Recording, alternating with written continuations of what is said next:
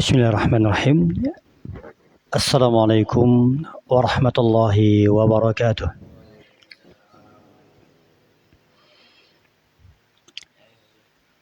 Innal hamdalillah nahmaduhu wa nasta'inuhu wa nastaghfiruh wa na'udzu billahi min shururi anfusina wa min sayyiati a'malina. Man yahdihillahu fala mudilla lahu wa man yudlil fala hadiyalah. Asyhadu an la ilaha illallah wahdahu la syarikalah wa asyhadu anna Muhammadan abduhu wa rasuluh. Ya ayyuhalladzina amanu taqullaha haqqa tuqatih wa la tamutunna illa wa antum muslimun. يا أيها الناس اتقوا ربكم الذي خلقكم من نفس واحدة وخلق منها زوجها وبث منهما رجالا كثيرا ونساء واتقوا الله الذي تساءلون به والأرحام إن الله كان عليكم رقيبا أما بعد فإن أصدق الحديث كتاب الله وخير الهدى هدى محمد صلى الله عليه وسلم وشر الأمور محدثاتها وكل محدثات بدعة وكل بدعة ضلالة وكل ضلالة في النار. Ma'asyiral muslimin wal muslimah rahimani wa rahimakumullah. Insyaallah kita akan melanjutkan pembahasan kita membahas kitab Al-Arba'un An-Nawawiyah karangan dari Al-Imam Yahya bin Syaraf Abu Zakaria An-Nawawi rahimahullahu ta'ala. Insyaallah kita melanjutkan pembahasan hadis yang ke-24. Berkata penulis rahimahullahu ta'ala, An Abi Dzarrin Al-Ghifari radhiyallahu anhu anin Nabi sallallahu alaihi wasallam fima yarwihi an Rabbih azza wa jal annahu qala. Dari Abu Dzar, nama beliau adalah Jundub bin Junadah Al-Ghifari, artinya beliau dari suku Ghifar. Ya, suku Ghifar ini tidak cukup jauh ya dari kota Nabi Shallallahu Alaihi Wasallam, dari Mekah.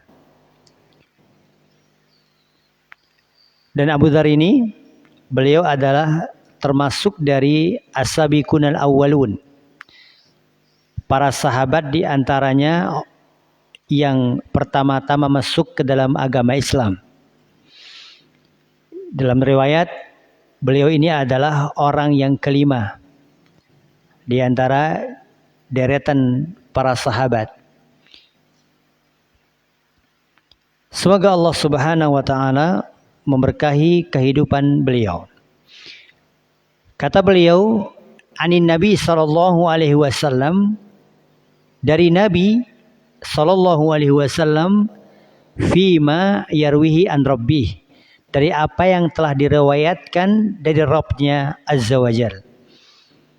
Rasulullah sallallahu alaihi wasallam menyampaikan sebuah hadis yang langsung mendapatkan riwayat dari Allah Subhanahu wa taala. Ini dinamakan dengan hadis qudsi. Hadis qudsi itu adalah makna dari Allah, lafaz dari Rasulullah. Makna dari Allah dan lafaznya, ucapannya dari Rasulullah sallallahu alaihi wasallam. Adapun kalau Al-Qur'an itu makna dari Allah, lafaz dari Allah. Adapun hadis itu lafaz dari Rasulullah, maknanya dari Rasulullah. Itu hadis. Kemudian ada ucapan murni sahabat, perbuatan murni sahabat itu namanya al-athar namanya. Athar. Athar, hadis, hadis qudsi, Al-Quran, kalamullah, itu semuanya adalah hujjah. Petunjuk untuk kita semua. Baik, hadis qudsi ini adalah derajat hadis yang paling tinggi. Karena dia sangat dekat sekali dengan Al-Quran. Tapi bukan Al-Quran. Karena memiliki perbedaan. Al-Quran itu tadi apa tadi? Lafaz dan makna dari Allah.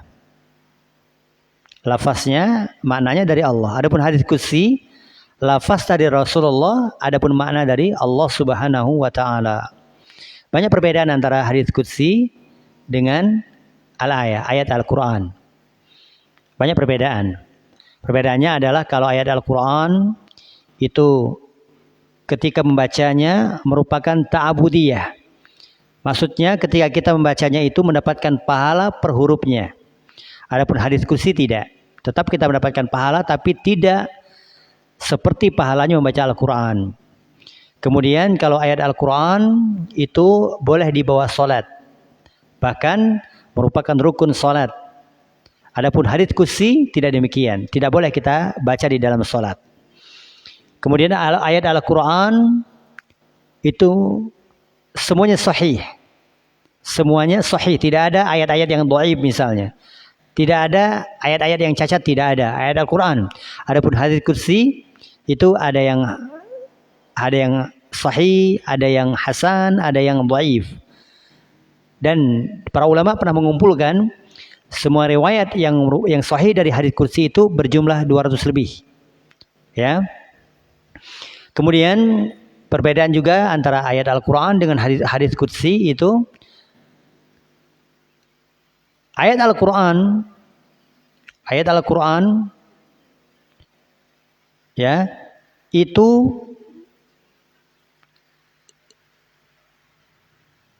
semuanya terjaga oleh Allah Subhanahu wa taala. Terjaga ayat-ayatnya. Inna nazzalnal dzikra wa inna lahu lahafizun. Adapun hadis qudsi ya tidak. Ya, buktinya bahwa ada juga hadis qudsi yang dhaif. Nah, ini sedikit tentang apa? Tentang hadis qudsi. Baik. Allah Subhanahu wa taala mengatakan, "Ya ibadi, inni haramtu dzulma 'ala nafsi wa ja'altuhu bainakum muharraman fala tadzalamu." Wahai hambaku. Ya, ini adalah panggilan yang paling tinggi bagi Allah Subhanahu wa taala. Dan ini panggilan untuk seluruh hamba Allah. Karena sejatinya manusia itu apa? Abdun bagi Allah. Hamba Allah. Abdullah. Mau dia mukmin, mau dia kafir. Semuanya adalah hamba bagi Allah Subhanahu wa taala. Oleh karena di sini Allah Subhanahu wa taala memanggil dengan keumuman, ya ibadi, wahai hambaku. Ini sesungguhnya haramtu dzulma, aku telah mengharamkan kezaliman.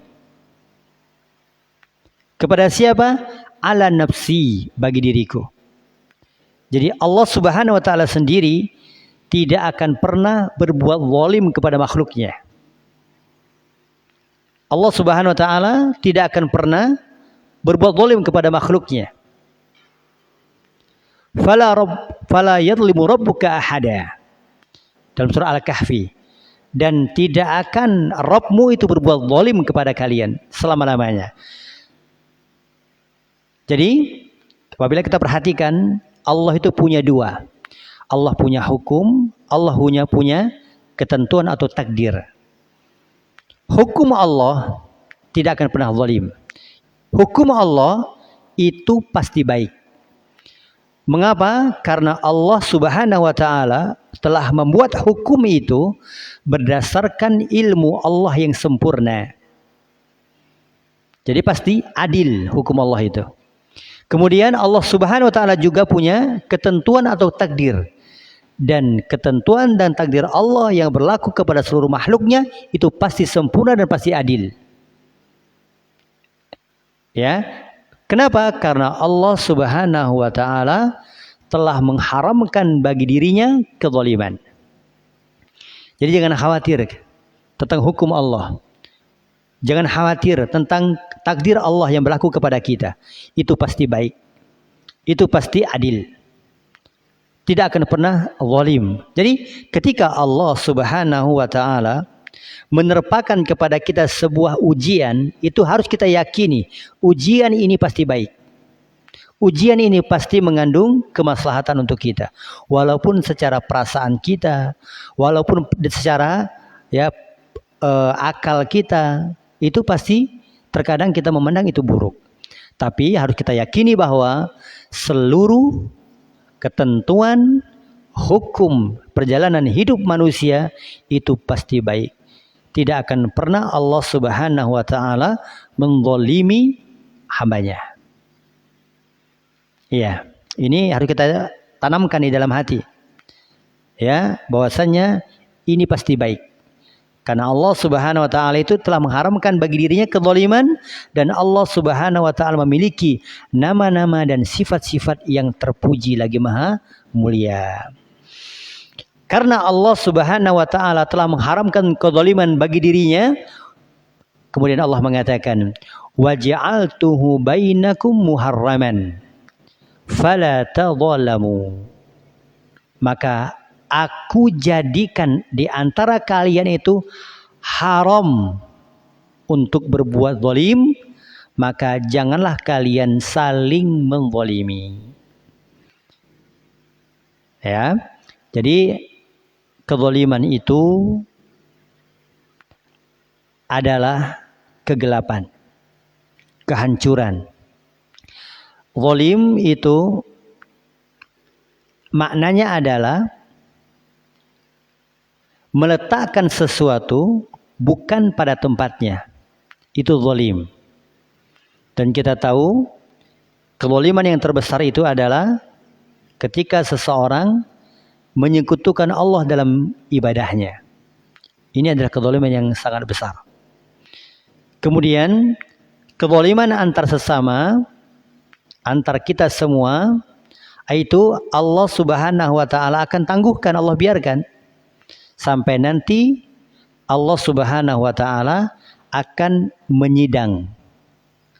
Ya, bahkan di dalam sebuah riwayat Allah Subhanahu wa taala akan memerintahkan kepada seekor kambing untuk menanduk kambing yang dia pernah menanduk kambing tersebut di dunia.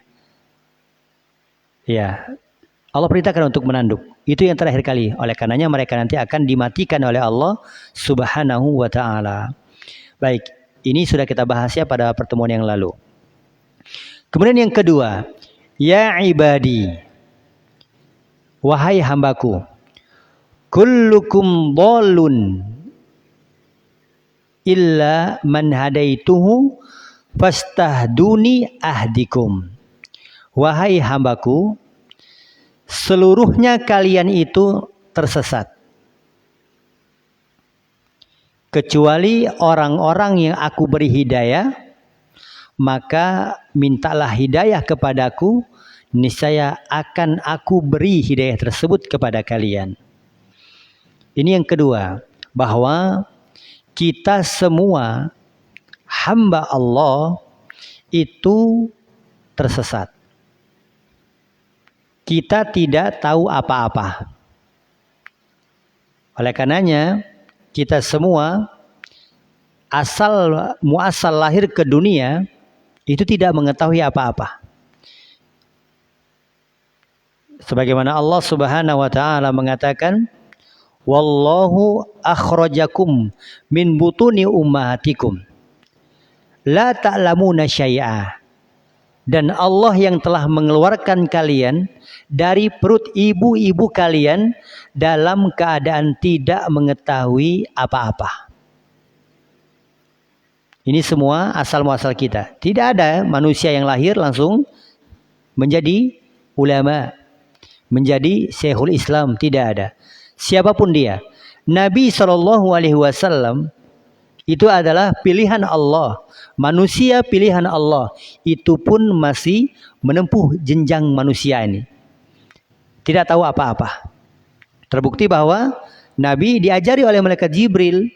Terbukti bahwa Nabi dan seluruh para anbiya dan para rasul itu langsung diajari oleh Allah Subhanahu wa taala melalui malaikat Jibril. Ternyata mereka pun masih belajar. Ya, bagaimana pula dengan kita? Maka dari itu kita harus sadari diri kita ini bahwa kita semua ketika tidak belajar, ketika kita tidak bermohon kepada Allah petunjuk, maka Allah Subhanahu wa taala akan membiarkan kita. Dari apa? Dari ketidaktahuan. Ya, ini yang kedua. Sesungguhnya kita semua tersesat. Ya, kecuali orang-orang yang Allah Subhanahu wa taala beri petunjuk. Oleh karenanya di sini ya Allah Subhanahu wa taala memberikan petunjuk dan hidayah kepada kita. Hidayah itu ada dua ya.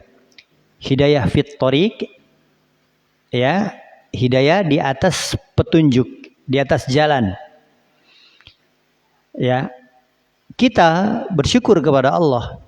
Di antara manusia yang banyak di dunia ini, Allah berikan kepada kita hidayah Islam. Betapa banyak di antara manusia ada yang mereka yang Allah tulikan, sedangkan telinga mereka mendengar. Allah Subhanahu wa taala buat mereka bisa melihat, tetapi hakikatnya dia tidak bisa melihat hidayah tersebut.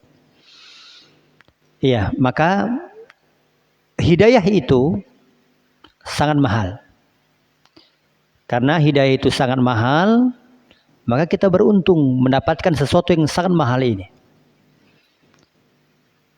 Ya, karena putranya Nuh, Nabi Nuh alaihissalam, putra kesayangannya, darah dagingnya seorang nabi, Allah Subhanahu wa taala tidak beri hidayah. Ya. Demikian juga ayahnya Nabi Ibrahim, seorang ayahnya Rasul, bahkan bapaknya para nabi, Allah Subhanahu wa taala tidak beri hidayah. Pamannya Rasul sallallahu alaihi wasallam, di sana ada Abu Lahab, namanya adalah Abdul Uzza. Di sana ada Abu Thalib yang dinamakan Abdul Harith. Itu walaupun ya darah daging Nabi sallallahu alaihi wasallam, paman kandungnya sendiri, tapi Allah Subhanahu wa taala tidak memberi hidayah. Sedangkan mereka melihat bagaimana sempurnanya akhlak Nabi. Mereka paham apa yang disampaikan oleh Nabi. Mereka bersama Nabi, tetapi bagaimana bentuk itu? Allah Subhanahu wa taala tidak bisa memberi hidayah kepada mereka. Karena hidayah itu sesuai dengan kehendak Allah. Sesuai dengan kehendak Allah Subhanahu wa taala. Maka jaga, pelihara, pupuk, ya, berdoa kepada Allah. Allahumma ya muqallibal qulub, tsabbit qalbi ala dinik.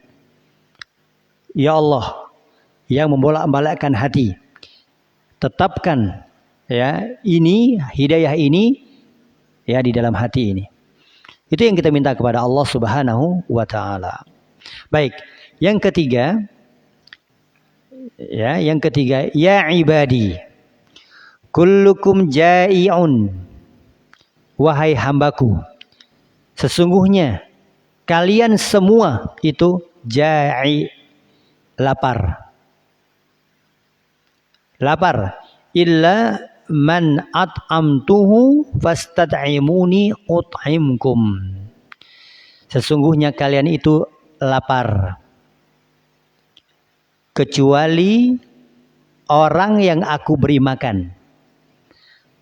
Maka mintalah makan kepadaku, ut'imkum, niscaya aku beri kalian makan. Oleh karenanya kita ini yang memberi makan kita adalah Allah. Afara'aitum ma tahrusun. Bagaimana menurut kalian tentang apa yang kalian tanam? A'antum tazra'unahu am nahnu zari'un? Kaliankah yang menumbuhkannya setelah kalian tanam atau kami yang menumbuhkan? Ini pertanyaan dari Allah Subhanahu wa taala kepada orang-orang yang Allah turunkan ayat ini yang mereka menyaksikan mereka tanam, terkadang apa? Tumbuh, terkadang tidak tumbuh. Maka kita harus yakin bahwa yang memberi makan kita itu adalah Allah Subhanahu wa taala. Kita punya beras. Dari mana beras itu? Ya dari tanaman-tanaman yang kita tidak bisa membuat beras. Terbukti bahwa pernah kita ketika menanam padi, kita nggak panen, gagal panen. Sedangkan kita sudah memilih bibit yang unggul, sudah kita sirami, sudah kita persiapkan segala mertanya, buktinya gagal panen. Ya, jadi Allah Subhanahu wa taala yang telah memberi kita makan. Subhanallah. Terkadang juga kita juga sudah punya makanan, tapi terhalang mungkin penyakit. Mungkin kita tidak bisa memakannya karena terikat misalnya. Banyak. Maka Allah lah Subhanahu wa ta'ala yang memberi makan kita. Maka fastat'imuni ut'imkum. Mintalah makan kepadaku, niscaya apa? Aku akan memberi kalian makan. Bagaimana minta makan kepada Allah? Tidak sama. Kalau kita mungkin bisa minta makan kepada orang. Tapi ini kepada Allah dengan cara apa? Dengan cara pertama kita berikhtiar. Yang kedua dengan cara kita berdoa. Ini perlu. Kita dalam minta makan kepada Allah Subhanahu wa taala itu dengan cara apa? Dengan cara berikhtiar, bekerja, berusaha dan berdoa. Ya. Karena tidak mungkin dua hal ini, kita misalnya berdoa, ya Allah berilah aku makan, sedangkan kita tidak mau bekerja di rumah saja, nggak mungkin kita dapatkan. Harus terkumpul dua hal ini, berdoa dan berikhtiar. Ya, ini ya tata cara kita minta makan kepada Allah Subhanahu wa taala. Ya, kita wajib menyandarkan rezeki kita ya kepada Allah Subhanahu wa taala. Ya, jangan khawatir Allah Subhanahu wa taala apa? Sudah menjamin ya yang kita makan ini. Yang kita makan. Tapi terkadang kita tidak tahu dari arah mana, di mana. Nah, itu ikhtiar namanya. Ikhtiar, usaha namanya. Dan ini telah Allah Subhanahu wa taala jelaskan kepada kita semua di surat Jumu'ah. Ya ayyuhalladzina amanu idza nudiya lis-shalah fi yaumil jumu'ah fas'au ila dzikrillah wa dzarul bai'. Wahai orang-orang yang beriman, ketika kalian mendengar nida, panggilan azan di hari Jumat, ya, maka bersegeralah datangi. Tinggalkanlah ikhtiar tadi, tinggalkanlah jual beli. Ya, tinggalkanlah jual beli. Fa idza qudiyatis shalah, apabila selesai ini salat, fantashiru fil ardi. Maka bertebaranlah kalian ke muka bumi ini untuk mencari karunia Allah Subhanahu wa taala. Kita salat, doa artinya. Ya, kemudian Allah perintahkan kita untuk mencari karunia Allah Subhanahu wa taala untuk keluar. Ya, ini namanya ikhtiar namanya. Digabungkan oleh Allah Subhanahu wa taala antara apa? Ikhtiar dan doa di dalam meminta rizki dari Allah Subhanahu wa taala. Kemudian yang ketiga, yang keempat ya. Ya ibadi, kullukum arin illa man kasautuhu fastaksuni aksukum. Wahai hambaku, sesungguhnya kalian itu arin, tidak berpakaian, telanjang. Ya, sebagaimana kita lahir dahulu, kita tidak berpakaian. Tidak ada ceritanya, tidak ada kisah. Mau di dalam Al-Quran, mau di dalam hadis, maupun kenyataan-kenyataan yang ada. Ya, bayi lahir langsung pakai jubah, nggak ada. Langsung berpakaian, nggak ada. Semuanya dalam keadaan telanjang. Kita lahir ke dunia ini dalam keadaan tidak berpakaian. Lalu Allah beri pakaian kepada kita. Ya, orang tua mungkin ya pakaian yang ada pada diri kita itu mungkin orang tua yang memberi, mungkin ada orang yang memberi. Itu semata-mata dari siapa? Dari Allah Subhanahu wa taala. Oleh karenanya ya, illa man kasautuhu, kecuali orang yang aku beri pakaian kepadanya. Dan semua hambanya ini Allah pasti beri pakaian.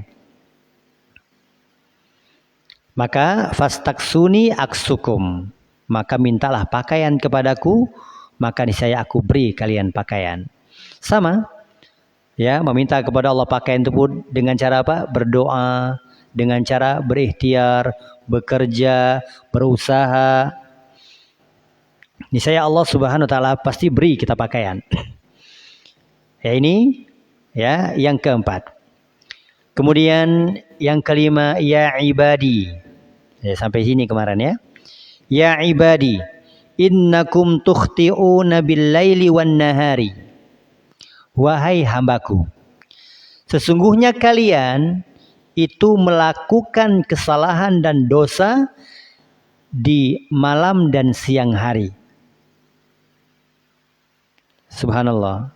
Allah Subhanahu wa taala telah mengkabarkan kepada kita setiap malam, setiap siang, malam itu kita pasti melakukan kesalahan dan dosa. Ya, ada yang menjamin dirinya hari ini tidak melakukan dosa. Nggak ada yang menjamin. Dan kita ingat-ingat, oh pasti hari ini kita melakukan dosa. Dosa mata, dosa telinga, dosa lisan, terkadang syahwat kita, khayalan kita. Allah telah kabarkan, wahai hambaku, sesungguhnya kalian itu pagi dan siang dan malam pasti melakukan dosa. Ya, karena ini adalah takdir yang Allah telah takdirkan, yang telah Allah Subhanahu wa taala tetapkan, itu adalah anak keturunan Adam. Sebagaimana Nabi mengkabarkan, kullu bani Adam khata'. Setiap anak keturunan Adam itu pasti melakukan kesalahan. Wa khairul khata'ina at-tawwabun. Dan sebaik-baiknya orang yang berdosa itu adalah dia bertaubat. Subhanallah. Secara perasaan, sebuah kesalahan itu adalah musibah, keburukan. Tetapi apabila kita kembali lagi dengan ketentuan Allah, karena Allah Subhanahu wa taala tidak akan pernah menzalimi kita. Artinya, mengapa sih Allah menciptakan dosa? Mengapa sih Allah menciptakan iblis? Mengapa sih Allah menciptakan maksiat? Kan begitu. Kalau secara perasaan kita, Allah zalim dong? Tidak. Ternyata Allah Subhanahu wa taala menciptakan dosa, menciptakan maksiat, menciptakan kezaliman, ya. itu semua adalah jalan pahala bagi kita. Jalan pahala. Ya. Jadi perkaranya orang mukmin itu semuanya menakjubkan. Kata Nabi, ajaban li amril mu'min li'annahu amarahu kullahu khair. Karena semua perkaranya orang mukmin itu menakjubkan. Mengapa menakjubkan? Karena seluruh perkaranya itu baik. Perhatikan, kata Nabi SAW, in asabatuhu dharra, apabila menimpanya itu kesulitan, ujian, maka ketika dia bersabar, itu jalan pahala. Kita semua sering ya diuji oleh Allah Subhanahu wa taala dengan badan sakit, diuji oleh Allah dengan kekurangan, diuji oleh Allah Subhanahu wa taala dengan musibah. Itu ternyata ketika kita bersabar mengharap pahala dari Allah, itu jalan kebaikan. Kemudian yang kedua, in asabatu syarra, ketika menimpa dia kelapangan, banyak rizkinya, banyak karunianya. Di jalan pahala ternyata. Ketika kapan? Ketika dia bersyukur. Ketika kita diberi kesehatan, kita bersyukur, jalan pahala. Ketika kita diberi karunia oleh Allah berupa anak, berupa kendaraan, berupa rumah, berupa rezeki, ketika kita bersyukur, itu adalah jalan kebaikan, jalan pahala.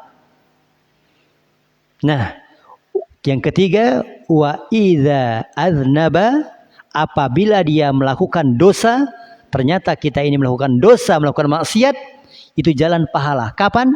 Ketika kita bertaubat kepadanya, beristighfar kepadanya. Taubat ibadah, istighfar ibadah. Berarti apa? Pahala yang kita dapatkan. Jadi seluruh perkaranya orang-orang mukmin itu adalah jalan kebaikan. Oleh karena di sini nampak betul bahwasanya Allah telah mengharamkan kezaliman itu. Allah tidak akan pernah zalim. Kita maksiat saja itu jalan pahala. Kapan? Ketika kita segera bertaubat kepadanya. Allah ciptakan syaitan. Ya, dengan adanya syaitan kita bisa membaca ta'awudz. Kita bisa berlindung kepada Allah. Perlindungan kepada Allah itu adalah ibadah. Allah Subhanahu wa taala ciptakan orang-orang buruk. Ya, orang-orang yang buruk, orang-orang yang zalim, kita bisa apa? Kita bisa bersabar di atasnya. Bersabar adalah sebuah jalan kebaikan dan pahala. Nah, jadi di sini ya Allah Subhanahu wa taala kabarkan kepada kita bahwa kita selagi masih status anak Adam itu pasti melakukan apa? Dosa, kesalahan, siang dan malam. Apa kata Allah? Wa ana aghfirudz dzunuba jami'a. Dan aku mengampuni seluruh dosa. Ya, dan aku mengampuni seluruh dosa. Innallaha yaghfirudz dzunuba jami'a. Sesungguhnya Allah itu mengampuni seluruh dosa. Ya. Maka karena kita menyadari siang dan malam kita pasti melakukan dosa dan kesalahan, maka Allah katakan fastaghfiruni. Mintalah ampun kepadaku, aghfir lakum. Niscaya aku mengampuni dosa kalian. Istighfar. Istighfar. Ya, ada dua jalan. Ya, ada dua jalan. Bisa bertaubat, bisa beristighfar. Memang di sini ada perbedaan. Ya. Istighfar itu bagian daripada taubat. Taubat itu umum. Istighfar itu ibadah lisan. Dia ucapan. Bisa dengan astaghfirullah. Bisa dengan astaghfirullah wa atubu ilaih. Nah, ini lafaz-lafaz istighfar. Dan subhanallah, ucapan ini, ucapan istighfar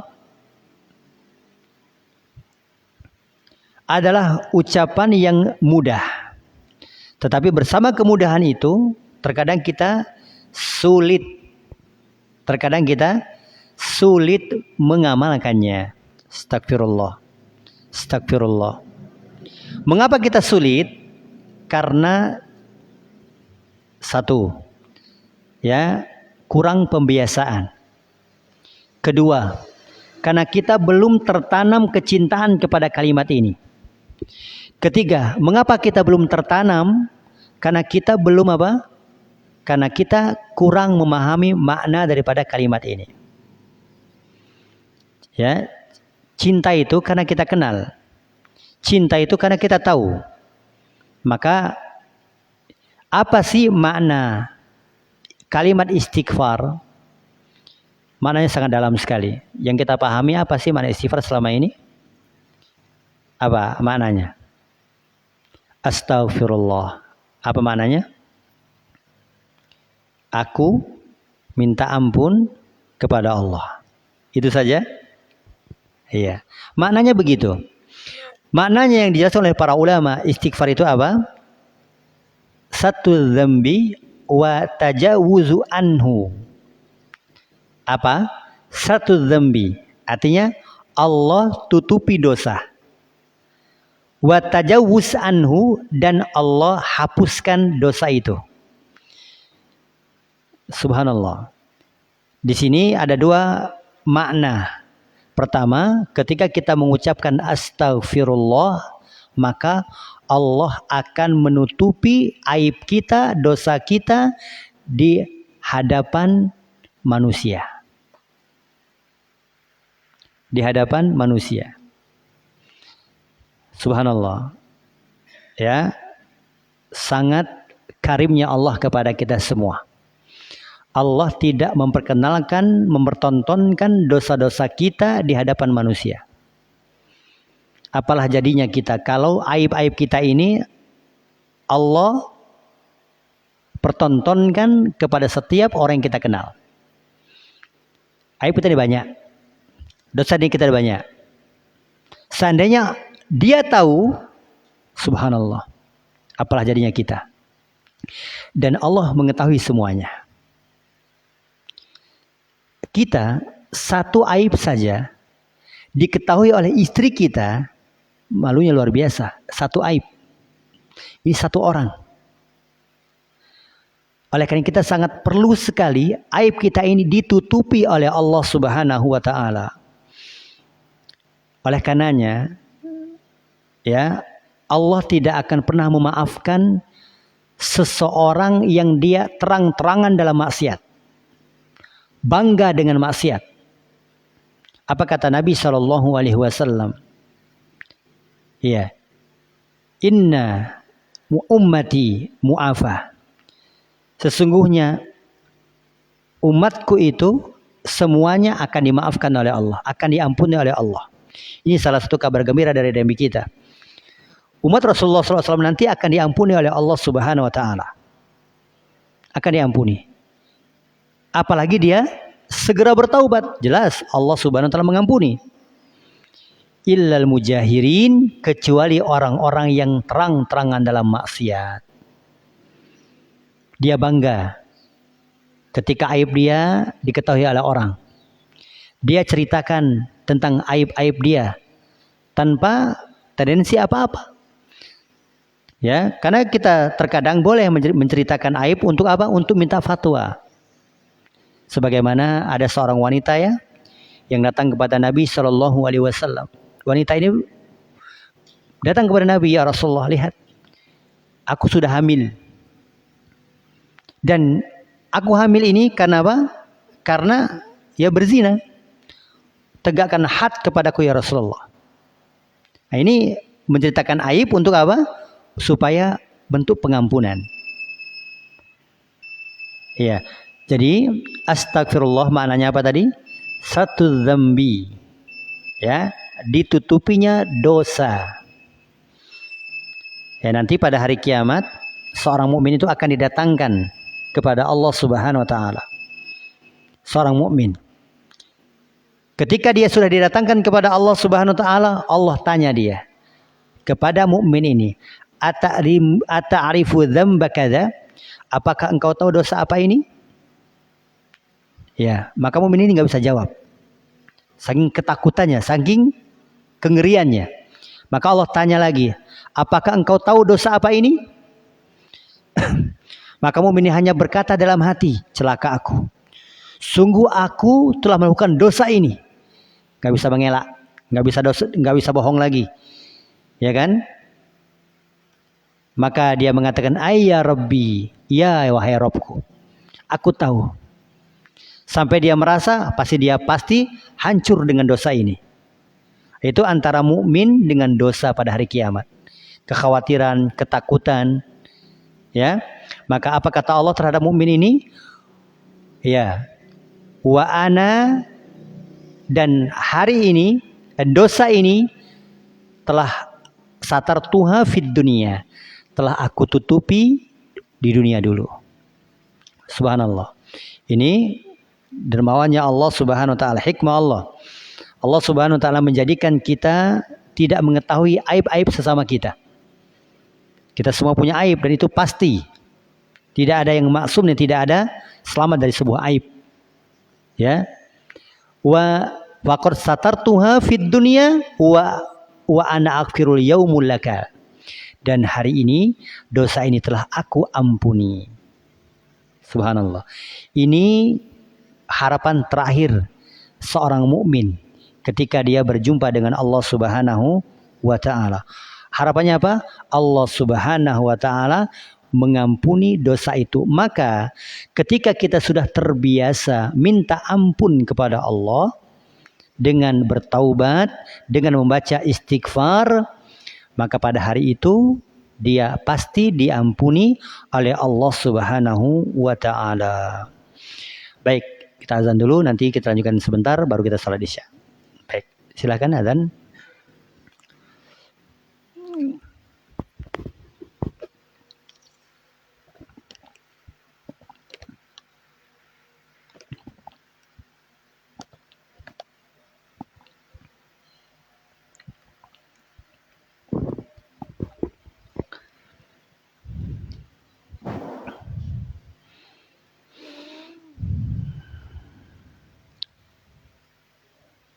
Allahu Akbar, Allahu Akbar.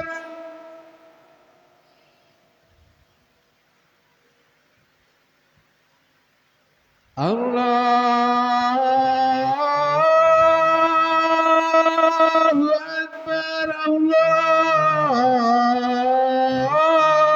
Akbar.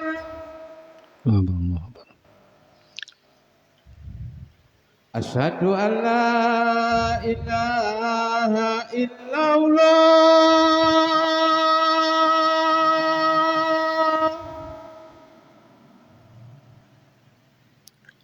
Asyhadu an la ilaha illallah.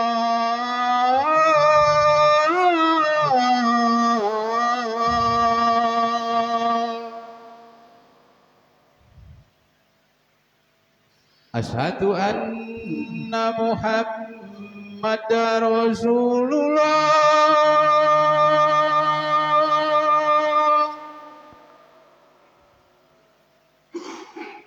Asyhadu anna Muhammadar Rasulullah.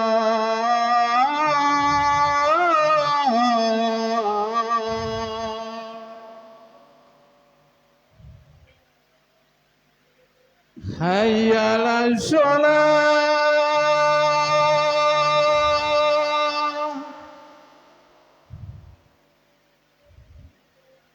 Hayya 'alas shalah.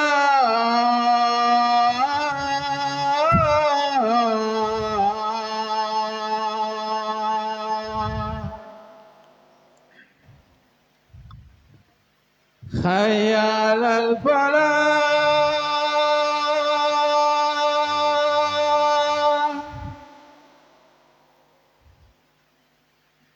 Hayya 'alal falah.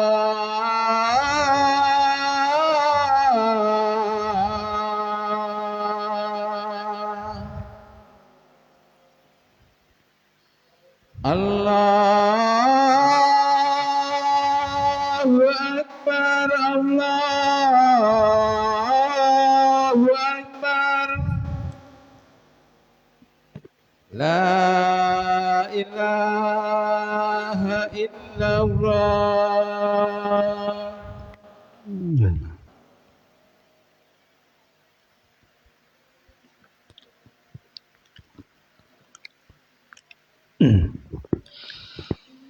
Bismillahirrahmanirrahim. Alhamdulillahirrabbilalamin. Wabihi nasta'in. Assalatu wassalamu asrafil anbiya'i wal mursalin. Wa ala alihi wa sahbihi ajma'in. Amma ba'du. Bapak-bapak dan jamaah sekalian, rahimani wa rahimakumullah.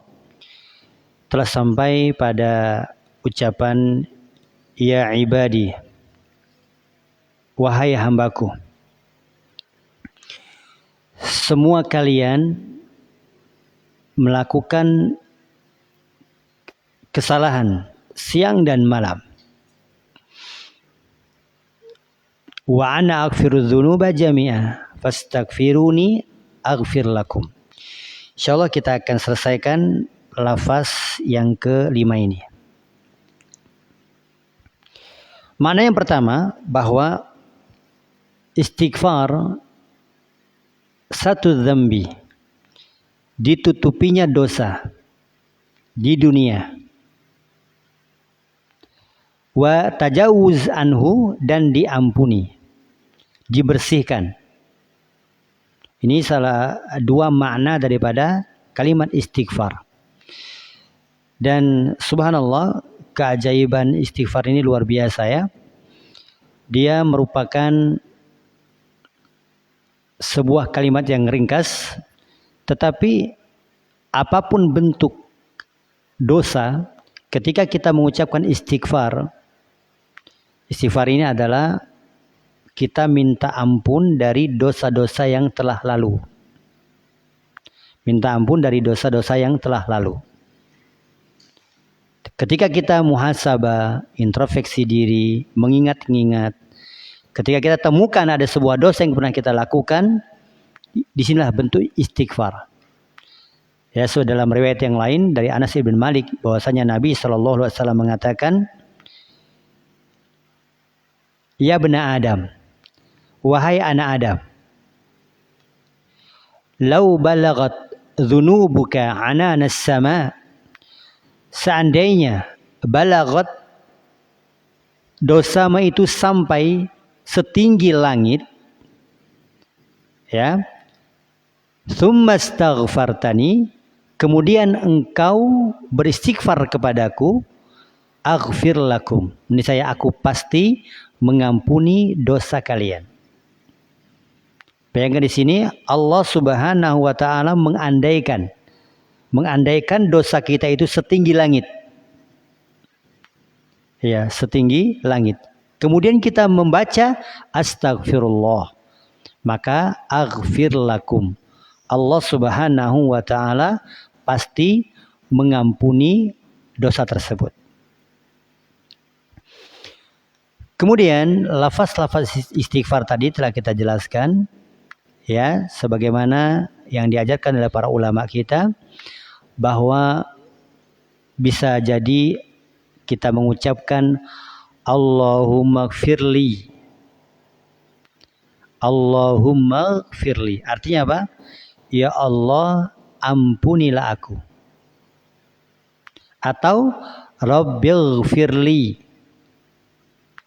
Rabbil gfirli, lanjutkan dengan misalnya Rabbil gfirli wali walidayya warhamhuma kama rabbayani saghira. Allahumma gfirli, bisa juga wali walidayya, monggo. Intinya kita apa? Ya Allah, tutupi dosaku ini dan bersihkan dari jiwaku. Itu maknanya Rabbil gfirli, Allahumma gfirli. Ya, makanya kita ketika duduk di antara dua sujud, itu kan di antara doanya Rabbi gfirli warhamni, kan begitu, wajiburni dan seterusnya. Atau dalam lafaz yang lain Rabbi gfirli ighfirli, ya Allah ampuni aku, dosaku, tutupi dosaku. Nah, ini salah satu makna. Atau astagfirullah, ya, astagfirullah, astagfirullah, astagfirullah. Ya. Atau dalam lafaz yang lain, astagfirullah wa atubu ilaihi. Ya, ya Allah tutupi dosaku, ampuni dosaku, dan aku bertaubat kepadamu. Ya. Jadi salah satu beda antara istighfar dengan taubat. Ya, istighfar itu apa? Kita bermohon kepada Allah untuk menutupi aib-aib kita yang dulu, dosa-dosa kita yang dulu. Wa atubu ilaihi, dan aku bertaubat, artinya yang akan datang tidak akan aku pernah ulangi lagi ini. Itu makna astagfirullah wa atubu ilaihi. Karena syarat taubat apa? Ketika kita bertaubat apa arti syaratnya? Berkeinginan kuat untuk tidak lagi mengulangi dosa ini. Makanya kita ucapkan astagfirullah wa atubu ilaihi. Jadi yang lalu dan akan datang kita bermohon kepada Allah supaya kita dijaga. Dan ini ya dalam riwayat dari Aisyah radhiyallahu anha yang mana Nabi SAW mengucapkan astagfirullah wa atubu ilaihi itu 100 kali dalam sehari. Subhanallah, ini Nabi kita sallallahu alaihi wasallam. Wa imma bi fi'li ma takunu bihil maghfirah, atau dengan mengerjakan ya, dengan mengerjakan amalan-amalan yang bisa mengandung ampunan Allah Subhanahu wa taala. Sebagaimana Nabi mengatakan, ya, ittaqillaha haitsuma kunta wa ittaqillaha haitsuma kunta wa adbi sayyi'atal hasanata tamhuha. Ikutkanlah amalan yang buruk dengan cara mengamalkan yang baik. Niscaya amalan yang baik tersebut akan menghilangkan, menghapuskan dosa-dosa yang buruk tadi. Atau juga kita mengucapkan subhanallah wa bihamdihi. Ya, subhanallah, kalimat apa ini? Kalimat tasbih. Mensucikan Allah dari hal-hal yang kurang bagi Allah. Ketika kita melihat sesuatu yang kurang, ada kemaksiatan misalnya, ada orang yang berbuat zalim misalnya, apa yang kita ucapkan? Subhanallah. Subhanallah. Ada jalan yang menurun misalnya, kita ucapkan subhanallah. Kita mensucikan Allah. Wa bihamdihi. Ucapan apa ini? Hamdalah. Tahmid, ya kan? Ucapan tahmid. Ucapan tahmid apa? Ucapan pujian. Ucapan ini subhanallah, ya, wa bihamdihi. Ketika kita mengucapkan subhanallah wa bihamdihi 100 kali, ghafarat khotoyahu law kanat mithlu zabadil bahar. Maka Allah Subhanahu wa taala akan mengampuni kesalahan-kesalahan kita walaupun kesalahan itu sebanyak buih yang ada di lautan. Ucapan apa tadi? Subhanallah wa bihamdihi. Subhanallah wa bihamdihi. Subhanallah wa bihamdihi. 100 kali, apa kata Nabi SAW dalam hadis riwayat yang sahih? Maka Allah akan mengampuni dosa-dosa kita sebanyak buih yang ada di lautan. Ya, zabadul bahr. Ucapan yang ringkas. Ya. Tetapi luar biasa. Ini salah satu contoh. Ya, lisan ini ternyata bisa apa? Bisa menghapuskan dosa. Bisa ya mendapatkan kebaikan-kebaikan. Kata para ulama, lisan itu kalau dia diajak kepada kebaikan, ya, maka dia akan terbiasa dengan kebaikan. Tetapi lisan ini apabila kita tidak ajak dengan kebaikan, ya kebalikannya. Ya, kebalikannya. Dia pasti mengarah kepada hal-hal yang dimurkai oleh Allah Subhanahu wa taala. Ini ya. Baik. Kemudian kita akan melihat bagaimana keajaiban istighfar yang lain. Itu ada di dalam surah apa ya?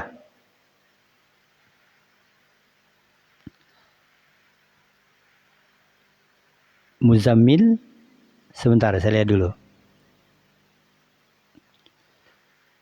Bukan. Lupa saya.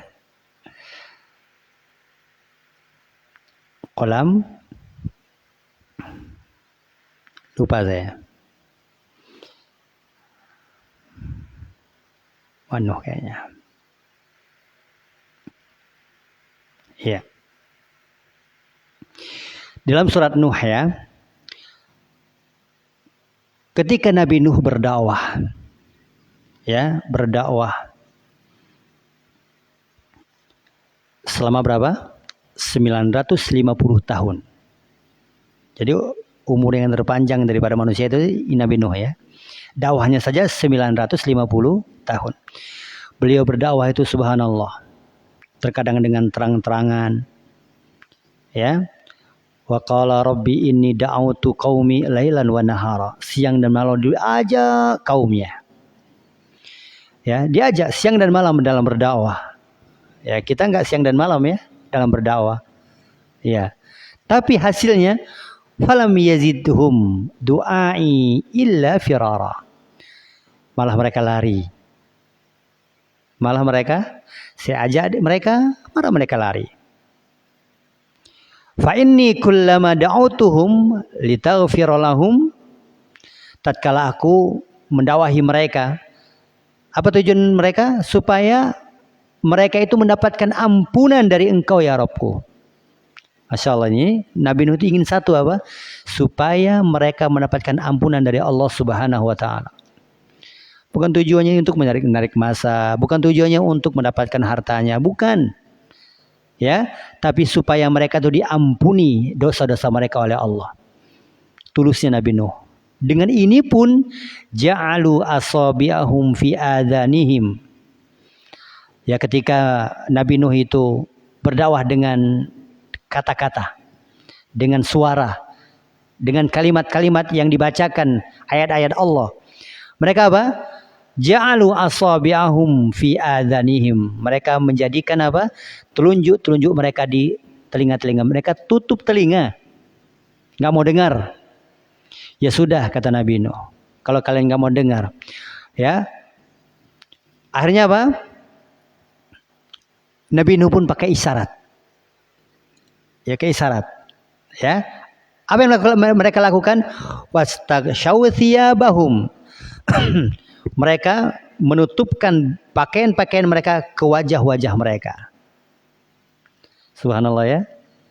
Kita udah pergi begitu, udah putus asa dakwah semacam ini. Tapi Nabi Nuh enggak. Ya. Baik. Akhirnya di hadapan mereka ya, itu ada paceklik di hadapan kaumnya Nabi Nuh itu. Paceklik, tidak turun hujan. Allah Subhanahu wa Ta'ala uji mereka, siksa mereka di dunia. Maka Nabi Nuh kembali mengatakan, Fakultu staghfaru rabbakum. Aku katakan kepada mereka, istighfarlah kalian kepada Rabb kalian. Kenapa? Innahu kana ghaffara. Sesungguhnya dialah Allah Maha apa? Menutupi dosa dan Maha mengampuni dosa. Karena tujuan Nabi Nuh itu apa? Mendakwahi mereka supaya mereka mendapatkan ampunan dari Allah Subhanahu wa Ta'ala. Ketika kalian segera beristighfar kepada Allah Subhanahu wa Ta'ala, yursilis samaa 'alaikum midrara. Akan turun hujan sederas-derasnya dari langit kepada kalian. Ini keutamaan istighfar. Summa yumdidukum bi amwalin wa banina wa yaj'al lakum jannatin wa yaj'al lakum anhara. Ya, kemudian ketika kalian beristighfar, maka akan datang harta-harta, ya, akan banyak anak-anak, dan akan menjadikan sungai-sungai itu akan penuh airnya. Subhanallah, ini salah satu apa? Keutamaan istighfar. Dan ini, ayat ini, ya, dipahami oleh Al-Imam Hasan Al-Basri rahimahullah ketika ada beberapa orang yang datang kepada beliau. Satu, Imam Hasan al-Basri seorang ulama ya, datang mengadukan tentang keadaan. Satu, ya Imam, ya, bagaimana ini? Hujan nggak turun-turun, kekeringan melanda di negeri kami. Paceklik, berilah apa yang harus kami lakukan. Apa kata Imam Hasan al-Basri? Perbanyak istighfar. Ini orang pertama yang datang. Orang kedua datang lagi. Ya Imam, kami sudah menikah puluhan tahun, belum juga dikaruniai oleh Allah anak. Apa yang harus kami lakukan? Apa kata Imam Hasan al-Basri? Banyak-banyak istighfar kepada Allah. Kemudian yang ketiga, ya Imam, sesungguhnya air itu sudah mengering, sedangkan itu sumber kehidupan kami. Apa yang harus kami lakukan? Apa kata Imam Hasan al-Basri? Perbanyak istighfar. Tiga orang berbeda, beraneka ragam nih masalahnya. Ada yang paceklik, ada yang kekeringan, ada yang belum punya keturunan, ya kan? Tapi Imam Hasan al-Basri rahimahullah, ya, hanya satu jawabannya, perbanyak istighfar. Maka melihat ini ada seseorang yang mengatakan kepada Imam Hasan al-Basri, kok jawabannya itu aja? Apa nggak ada jawaban yang lain? Kan permasalahan mereka kan berbeda-beda. Maka Imam Hasan al-Basri mengatakan, Allah Subhanahu wa taala berfirman tentang ucapan Nabi Nuh kepada kaumnya. Ini keadaannya. Nah, ini salah satu apa? Keajaiban daripada istighfar. Jadi kalau kita ya dilanda kekeringan, ya panen gagal, ya belum juga dikaruniai keturunan, perbanyak istighfar. Perbanyak istighfar. Ternyata kekeringan itu, belum punya keturunan itu, kemudian paceklik, gagal panen, yaitu jalan pahala. Apa jalan pahalanya? Istighfar itu merupakan ibadah yang nanti pada hari kiamat dosa-dosa kita itu akan diampuni oleh Allah Subhanahu wa taala, dan dosa-dosa itu Allah Subhanahu wa taala akan tutupi di sisi manusia. Subhanallah. Hanafidin rahimani wa rahimakumullah. Ya, ini beberapa hal yang berkaitan dengan istighfar. Ya, banyak keutamaan-keutamaan ya ucapan istighfar ini. Hendaknya kita perbanyak. Ketika kita keluar kamar mandi, apa yang kita baca? Gufronaka. Gufronaka itu artinya apa? Tutupi aibku ya Allah dan ampuni dosaku. Karena kita baru saja apa? Melakukan sesuatu kan di kamar mandi, nggak tahu ngapain. Tutupi aibku ya Allah, ampuni dosaku. Kenapa kita minta ampun kepada Allah ketika kita baru saja masuk kamar mandi? Sedangkan kita di kamar mandi itu mendapatkan nikmat atau mendapatkan apa? Melakukan dosa. Hah? Di kamar mandi itu kita barusan mendapatkan nikmat atau melakukan dosa? Hah? Nikmat kan? Kita bisa bisa keluar, ya, bisa keluar kencing dan seterusnya, itu kan nikmat kan? Nah, ketika keluar, Allah perintahkan kepada kita untuk beristighfar kepadanya, minta ampun kepadanya. Kira-kira kenapa? Sedangkan secara kaidah dapat nikmat itu apa yang kita lakukan? Bersyukur, memuji Allah, kan begitu. Nah, ini diperintahkan untuk istighfar. Kenapa? Kenapa? Secara akal nggak mungkin ya, kan gitu ya. Hah? Telanjang. Istighfar. Kalau kita nggak telanjang gitu. Nah, gimana? Ya, betul salah satunya ya. Telanjang boleh nggak kita?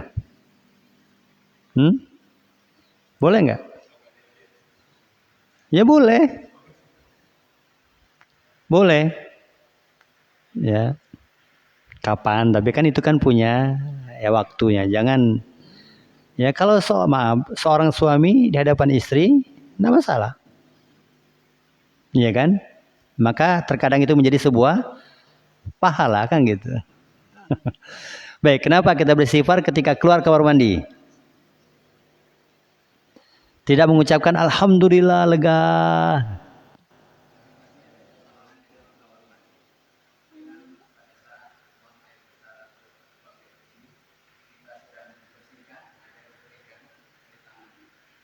Kalau nggak dipegang gimana, Pak? Kalau nggak dipegang gimana? Apa kita memegang itu kesalahan bukan? Salah nggak kita kalau kita maaf cebok? Salah nggak? Dosa bukan? Enggak, justru kalau nggak cebok dosa. Berarti sebuah apa? Lumrah. Perintah. Oleh karena itu ada bab izalatun najasa, membersihkan najis. Itu sebuah syariat. Bukan dosa, bukan kesalahan. Megang ini, megang itu. Yang nggak boleh itu? Nah, kenapa coba? Iya, iya. Karena di dalam kamar mandi, di dalam WC, toilet, kita dilarang oleh Allah untuk apa? Berzikir. Sedangkan kita ini berzikir itu kapan? Kapan kita berzikir? Dalam hidup kita? Setiap saat ya Pak? Kecuali di kamar mandi. Iya. Jadi kalau setiap saat berarti kita duduk, gitu ya. Berzikir. Itu enggak? Idealnya begitu. Allah mengatakan, innalladzina yadhkurunallaha kapan? Sesungguhnya orang-orang yang beriman itu mereka berzikir kepada Allah kapan? Innalladzina yadhkurunallaha qiyaman wa qu'udan wa ala junubihim. Sesungguhnya orang-orang yang beriman itu dia mengingat Allah dalam keadaan kapan? Qiyaman. Apa qiyam? Berdiri. Wa qu'udan, duduk. Wa ala junubihim, di atas lambung mereka berbaring. Kira-kira ada 3 posisi kita di luar tiga posisi ini. Berdiri, duduk, berbaring. Kira-kira ada nggak? Ada nggak? Jongkok, ya duduk. Apalagi? Lari, ya berdiri. Apalagi? Nggak ada kan selain 3 ini? Allah katakan innalladzina yadhkurunallaha qiyaman wa qu'udan wa 'ala junubihim. Itulah idealnya seorang mukmin itu mengingat Allah dalam keadaan dia berdiri, duduk dan berbaring. Kira-kira ada nggak selain 3 ini yang kita lakukan? Ada nggak? Nggak ada kan? Itulah setiap hari kita, setiap saat itu kita harus idealnya untuk mengingat Allah. Nah, ketika di kamar mandi, Allah larang. Rasulullah SAW larang. Makanya ketika kita keluar darinya, kita minta ampun karena kita melupakan Allah Subhanahu wa taala sejenak. Bukan karena apa? Megang ini, megang itu, karena bukan tadi ya.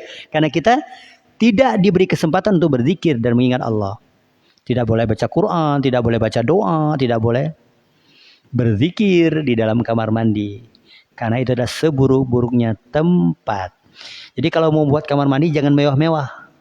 Jangan ada kasurnya, jangan ada bantalnya, jangan ada kursinya, jangan ada seburuk-buruk mungkin lah supaya kita nggak betah di situ. Sekarang kamar mandinya kan enak, apalagi toiletnya tuh toilet duduk gini nih. Waduh, itu Masya Allah. Kan sambil berhayal, ngerokok pula kayak gitu ya, Masya Allah. Baik, ma'asyiral muslimin rahimani wa rahimakumullah. Itu mungkin yang bisa disampaikan pada pertemuan kita malam hari ini. Kurang lebih kami mohon maaf. Semoga Allah tabaraka wa taala memberikan kemudahan bagi kita untuk senantiasa berada di dalam majelis ilmu, belajar. Berapapun usia kita, bagaimanapun keadaan kita, jauh dekatkah itu semua, karena kita semua tugas kita adalah belajar. Mengapa kita harus belajar? Mengapa? Supaya kita ada perubahan hidup, perubahan semua karena kita ini berubah, usia berubah, kan gitu ya. Ya, maka ibadah pun harus berubah. Dan yang bisa membimbing kita kepada perubahan yang lebih baik itu adalah ilmu. Dan ilmu itu tidak akan kita dapat melainkan dengan cara yatlub, mencari. melangkah, berjalan, duduk, membaca, menulis, itu semua. Karena semua nanti ya akan menjadi saksi. Dan kita ingin semua ya kita berjumpa dengan Allah Subhanahu wa taala dalam keadaan kita itu belajar. Karena belajar itu sampai kapan? Sampai kita mati, meninggal dunia. Ketika kita sudah meninggal dunia, tidak ada lagi waktu dan kesempatan untuk belajar. Maka ketika kita masih ada umur, ada kesehatan, ada waktu luang, teruslah belajar. Jangan lihat orang sana sini. Jangan, kita hanya bisa mengajak. Ketika mereka berat, berarti Allah beratkan dia. Ketika mereka selingan, bersyukurlah kepada Allah. Ketika kita punya teman-teman yang dimudahkan oleh Allah Subhanahu wa taala untuk belajar. Ya, jadi dimanapun kita, ya kita harus belajar. Karena ketika kita belajar, itulah kebaikan yang Allah Subhanahu wa taala berikan kepada kita. Ketika Rasulullah katakan, barang siapa yang Allah inginkan kebaikan bagi seorang hamba, maka Allah pahamkan dia dalam urusan agama. Ketika kita berada di dalam majelis ilmu, berarti itu prosesnya Allah untuk mendidik kita menjadi hamba-hamba yang terbaik di sisinya. Ya, jadi syukuri, mohon kepada Allah tentang keistiqomahan supaya kita berada di atas jalan yang terbaik ini, di atas jalan ilmu. Karena itu adalah jalan yang terbaik dan jalan yang memudahkan kita untuk meraih rahmat dan surga Allah Subhanahu wa taala. Aku liqul hadza subhanakallahumma wa bihamdika asyhadu an la ilaha illa anta astaghfiruka wa atubu ilaik. Wassalamualaikum warahmatullahi wabarakatuh.